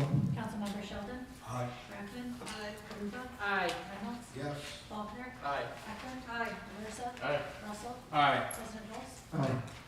Thank you, Mr. President. I have a resolution accepting a donation made by the East Side Fellowship Club for use at the new Veterans Park in the city of Jamestown in the amount of $10,000.00. Thank you. Oh, there's a little bit of that there. Yeah, I'd like to note that we express our appreciation on behalf of the city council and citizens for their generous donation, and George Vitale for the continued push to improve our Veterans Park, which is in the 4th Ward. Thank you. Any other questions, comments? Clerk, please poll the council. Councilmember Sheldon? Aye. Brackman? Aye. Karuba? Aye. Reynolds? Yes. Faulkner? Aye. Eklund? Aye. DeVersa? Aye. Russell? Aye. And President Holmes? Aye. Thank you, Mr. President. I have a resolution authorizing the mayor to execute a grant agreement with the New York State Governor's Traffic Safety Committee Police Traffic Services Program in the amount of $8,556.00 for the period of October 1st, 2023 through September 30th, 2024. Thank you. Any questions or comments? Clerk, please poll the council. Councilmember Sheldon? Aye. Brackman? Aye. Karuba? Aye. Reynolds? Yes. Faulkner? Aye. Eklund? Aye. DeVersa? Aye. Russell? Aye. And President Holmes? Aye. Thank you, Mr. President. I have a resolution authorizing the mayor to execute an agreement with Alstrom Schaefer Electric Corporation for emergency structural roof repairs at Fire Station 5 for a total amount not to exceed $17,750.00. Thank you. Any questions or comments? Clerk, please poll the council. Councilmember Sheldon? Aye. Brackman? Aye. Karuba? Aye. Reynolds? Yes. Faulkner? Aye. Eklund? Aye. DeVersa? Aye. Russell? Aye. President Holmes? Aye. The next 6 resolutions will be sponsored by Councilwoman Eklund. Thank you, Mr. President. I have a resolution authorizing the mayor to execute an agreement with E.E. Austin and Son for emergency structural roof repairs at Fire Station Number 5 for a total amount not to exceed $120,000 and no cents. Thank you. Any questions or comments? Clerk, please poll the council. Councilmember Sheldon? Aye. Brackman? Aye. Karuba? Aye. Reynolds? Yes. Faulkner? Aye. Eklund? Aye. Diversa? Aye. Russell? Aye. President Bowles? Aye. Mr. President, I have a resolution authorizing the mayor to execute an agreement with Farrell Roofing for emergency structural roof repairs at Fire Station Number 5 for a total amount not to exceed $89,443 and no cents. Thank you. Any questions or comments? Clerk, please poll the council. Councilmember Sheldon? Aye. Brackman? Aye. Karuba? Aye. Reynolds? Yes. Faulkner? Aye. Eklund? Aye. Diversa? Aye. Russell? Aye. President Bowles? Aye. Thank you, Mr. President. I have a resolution authorizing the deputy controller to make the following amendment to the 2023 general fund budget for the purpose of funding emergency roof repairs as follows. Increase appropriations, Fire Station 5 roof, H.9551.0400.0736 $90,000 and no cents. Decrease appropriations contingent account A.1990.0400.0000 $90,000 and no cents. Thank you. Any questions or comments? Clerk, please poll the council. Councilmember Sheldon? Aye. Brackman? Aye. Karuba? Aye. Reynolds? Yes. Faulkner? Aye. Eklund? Aye. Diversa? Aye. Russell? Aye. And President Bowles? Aye. Thank you, Mr. President. I have a resolution authorizing fire investigator Sean Schilling, Adam Aiken, Ryan Saunders, and Detective Rex Goot to attend the New York State Office of Fire Prevention and Control Fire Arson Investigation Seminar from Tuesday, November 14th, 2023 to Thursday, November 16th, 2023, with fees and expenses paid pursuant to Section 77B of the General Municipal Laws of the State of New York. Thank you. Any questions or comments? Clerk, please poll the council. Councilmember Sheldon? Aye. Brackman? Aye. Karuba? Aye. Reynolds? Yes. Faulkner? Aye. Eklund? Aye. Diversa? Aye. Russell? Aye. President Bowles? Aye. Thank you, Mr. President. I have a resolution authorizing the mayor and Mark Retzer Jr., P.E., to designate an additional $6,870 and no cents from the New York State DOT CHIPS funding for the purpose of funding the cost increase of 2 new tandem dump trucks for the Streets Department to replace truck numbers 65 and 64 from Fleet Maintenance Incorporated. Thank you. Any questions or comments? Clerk, please poll the council. Councilmember Sheldon? Aye. Brackman? Aye. Karuba? Aye. Reynolds? Yes. Faulkner? Aye. Eklund? Aye. Diversa? Aye. Russell? Aye. President Bowles? Aye. Thank you, Mr. President. I have a resolution authorizing the mayor and Mark Retzer Jr., P.E., to purchase for the traffic division from New England Traffic Solutions 17 traffic signal controllers for the installation at 17 different city intersections for a total amount not to exceed $79,662 and no cents. Thank you. Any questions or comments? Clerk, please poll the council. Councilmember Sheldon? Aye. Brackman? Aye. Karuba? Aye. Reynolds? Yes. Faulkner? Aye. Eklund? Aye. Diversa? Aye. Russell? Aye. President Bowles? Aye. Thank you, Mr. President. I have a resolution lifting the hiring freeze to allow for the hiring of 1 laborer position in the Department of Public Works. This position is vacant due to the result of a separation. Thank you. Any questions or comments? Clerk, please poll the council. Councilmember Sheldon? Aye. Brackman? Aye. Karuba? Aye. Reynolds? Yes. Faulkner? Aye. Eklund? Aye. Diversa? Aye. Russell? Aye. And President Bowles? Aye. That concludes our resolutions from finance. We do have one resolution on public safety. It'll be sponsored by Councilman Sheldon. Thank you, Mr. President. I have a resolution reappointing Mary Beth DeMayo to the Office of Commissioner of Deeds for a term of 2 years. Thank you. Any questions or comments? Clerk, please poll the council. Councilmember Sheldon? Aye. Brackman? Aye. Karuba? Aye. Reynolds? Yes. Faulkner? Aye. Eklund? Aye. Diversa? Aye. Russell? Aye. And President Bowles? Aye. That concludes our pre-filed resolutions. Are there any reports of special committees?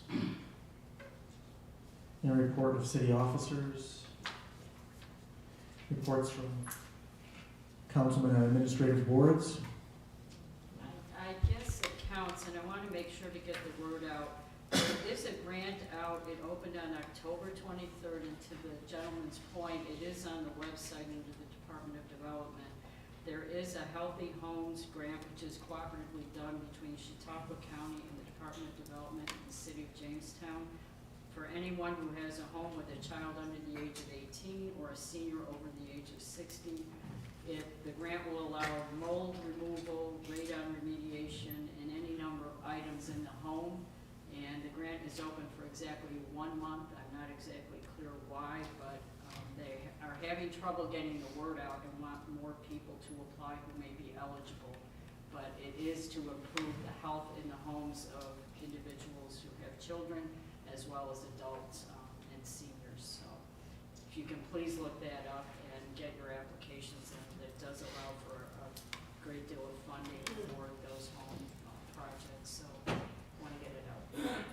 Thank you. Is there any other announcements from council people on administrative boards, commissions? Is there any unfinished business?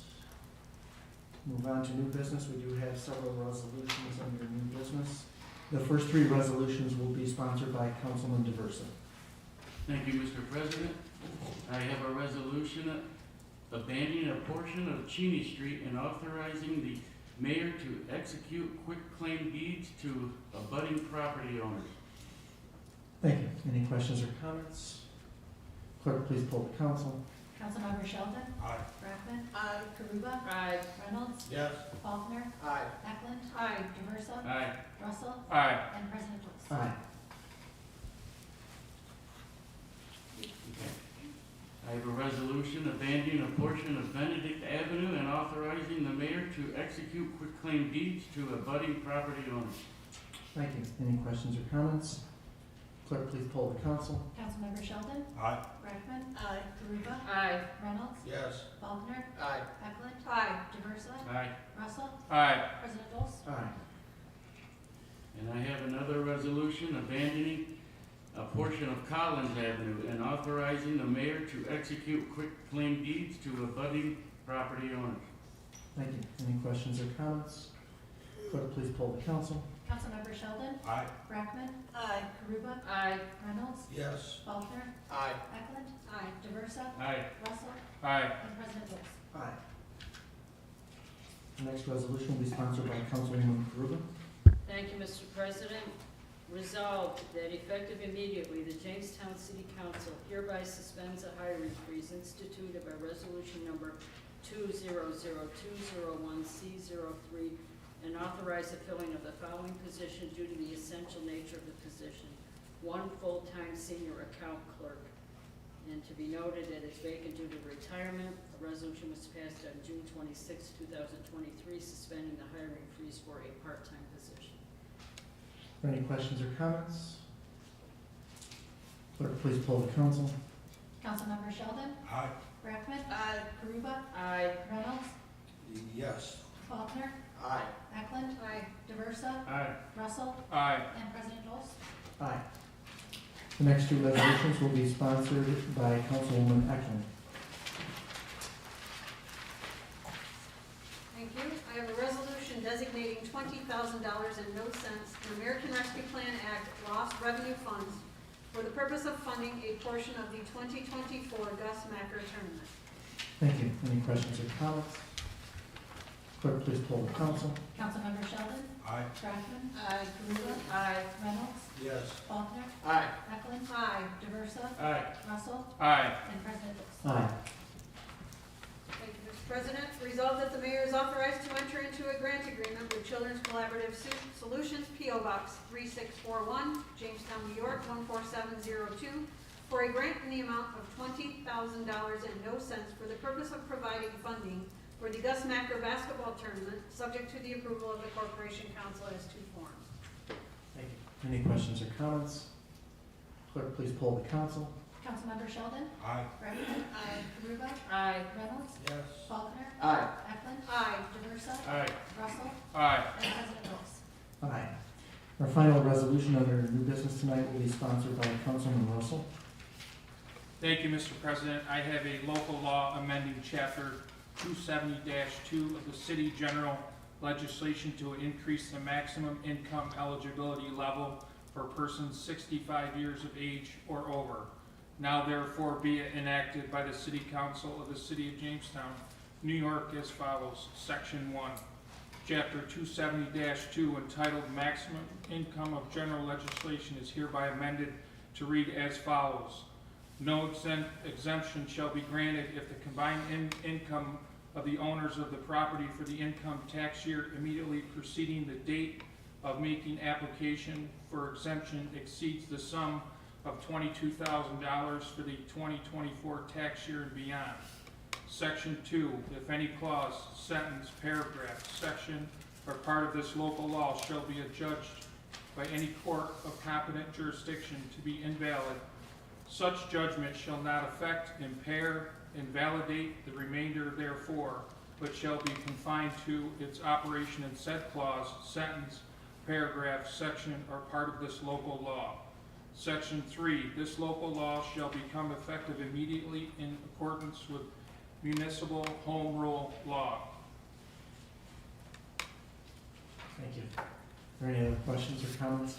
Yeah, I have one. If this is that there's a typographical error in line 2, eligibility, just so you know, so this goes in the record correctly. Right in the heading, eligibility. Liberty, eligibility. Is there for missing in B as well? Yes. Section 2.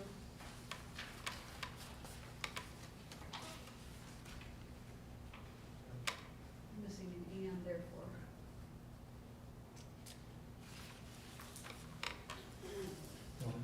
President, we'll make that change and have it delivered to all the council members so you don't lose any time on tabling that. Right. Yeah, no, yeah, it was just meant to make sure we correct it for the record. No problem. And for the public, this local law change will help low-income seniors by increasing the maximum income for property tax relief from a total household income from $19,000 to $22,000. I recently spoke about that with the increase in Social Security, there was many of our seniors, at least a few dozen, that were looking at dropping off this benefit. As a result, their taxes could possibly nearly double, and not everyone in our community has a state pension, a 401k, a 403b, and stuff to rely on. Some of our seniors are living merely off Social Security, and as a result, they were looking at possibly losing their homes. As a result of this local law change, we're potentially enabling these seniors to stay in their homes and not lose their homes due to an increase in taxes. Is there any other questions or comments? Because it's a local law, it will be automatically tabled for 30 days to the next meeting, will be enacted at the November voting session. Is there any other new business to come before the council? Just a couple of quick announcements that I had. I just wanted to recognize and thank all of the volunteers and people that worked last Saturday evening down at the Riverwalk for our city's Halloween Fest, Trick or Treat Trail. Trick or Treat Trail, that's a tease there. We had a great turnout, the weather was nice. Yeah, I really want to thank especially Dan Stone for all the work he put in that, and all the other city employees and council people and volunteers throughout the community that came down to do that. And on the Halloween note, just a reminder to residents that tomorrow night is Halloween, and our trick-or-treating hours are 6 to 8 p.m.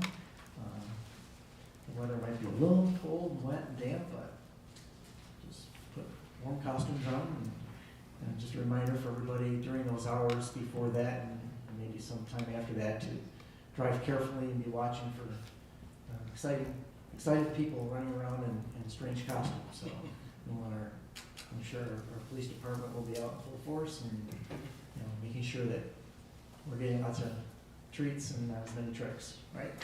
So, just a couple other things too. I wanted to thank the gentleman, Mr. Axelson, for coming. The website, it should have the agendas on there. I don't know. I mean, we don't normally, the council doesn't I mean, we get all that stuff, like you said, and it'd be nice to have that on there, but having the time should be on there. If you look under the tab that says city council, it'll have the dates and times, but not specifically on the day of, so that's a good idea, right? Mr. Champ, just looking up on this tablet, tonight's agenda is not. Yeah, no, I know that, and it's probably been duly noted by our administration in hopes that they will do that and make that more available to our public. But again, the only thing I know that's on there is if you go to the tab and you go down to each of the meetings, it'll just give you the date and time, but it doesn't give you all the details of it, so that's a good idea, so that's duly noted and take. Thank you for bringing that up. You know, take advantage of that. Sometimes we get inundated with emails and things and we don't realize that it isn't necessarily out there. I know that the newspaper does do articles and put some things in there as well as the other news sources and radio and stuff, but again, trying to reach as many people as possible it would be a goal for the administration as well as the council. I think that was all that I had. I wanted to mention and thank Councilman Russell for his work on that local law. He brought that up a couple of weeks ago. Yeah, I thanks for the administration for getting right on it and Right. having it prepared for this evening. We had discussed that several years ago, and it came back up this year, particularly because of the increase in Social Security. So many of these seniors who finally got a nice chunk of increase in Social Security would then have to give that and then maybe some back even more towards the increase in taxes if it would have taken them off the exempt rule. So that does put us equal with Chautauqua County. The county is also at that percentage rate, so that's a great idea. So, is there anything else? Actually, I failed to mention that that program is available to the homeowner and also to a tenant or a renter, that they can actually apply for the funds. It's unusual that it will allow the tenant to actually initiate a request for the assistance. Maria, Yep. the median income that's cited in there, I had someone ask me a question. Does that mean earned income? If someone has a pension, Social Security, does that count or not? I am not sure. I got what you got, and I got a request personally because they said they are not getting a lot of applications, and they want to make sure because there is a hard and fast deadline on it. But this is unusual that it's not just the owner of the property that can initiate the request for the funds. So this is unusual in allowing a tenant to actually file an application as well to get the funds if they meet those income guidelines. But just my point is a follow-up. Go ahead, I'm sorry, Doug. You have to decide on what is the income. I understand that. I can get clarification and I'll try to get it out there. I honestly can't answer that question. I saw what you saw. I wasn't at the meeting and I can't answer that question right now. They felt, the individuals that put it out felt it was fairly generous. I'm not so sure about that, but there are a lot of individuals who could take advantage of it, especially tenants who are in situations that we've heard time after time brought up about issues in a tenancy in an apartment that they can't get fixed by a landlord, so it may be a way to get it accomplished. Anything else? Mr. President, I'd like to make one statement if that's okay. Okay. Is that okay? Yep. I'm a newbie at this, sorry. You're a newbie. I can't You thank missed it. You were supposed to go back and I'll let you. I can't thank you if it wasn't voted on yet. So I would just like to address the council, President Dose, and thank you for your swift action on the Gus Macker. It'll wash out. Here's a Cliff Notes version. I'm a big Cliff Notes guy, but our timelines don't match up with the announcement of the 50th anniversary, which is next year. The Gus Macker National will be announcing that within the next week or so. And the timelines of council meetings and JLDC meetings and things like that just didn't match up. I truly appreciate, the council members, Councilman Russell, Councilwoman Eklund, Councilman Faulkner, Council President Dose, and the others that have reached out to me and taken this swift action on this so we can bring this back. It was looked at in different various locations. It will be in the city of Jamestown in 2024, a date to be nailed down just because of the success of 2023 with all the great services we have here in the Parks Department, the DPW, and the police and the fire. There's no sense of taking it anywhere else. And hopefully we benefit again from $500,000 to $600,000 worth of economic impact. Thank you. Thank you. Thank you. We appreciate that. And we're another year, very successful. One other thing I did want to mention, what school are you guys from? Falconer. And you have to come here as part of a... It's for, we have to go to a government meeting and we have to Right. write a paper about it. Good. Thank you for coming. I teach government at Jamestown, so I have to get some of my kids to come here too. But eventually they'll have to do that by the end of the semester. So I'll have to drag them here kicking and screaming, but that's okay. I'll have to Yeah, make them. ours isn't due until December, but we can write the paper and turn it in at any time and he'll like correct it a little, so it's good to get it done sooner. Nice. If you have any questions, feel free to come up after. We can Thank you. explain it to you. And I like the fact that you're early. I'm impressed. Very good. Go Kara. Good job. Thank you for coming. We appreciate it. We'd like to see more people in general, particularly young people. Anything else?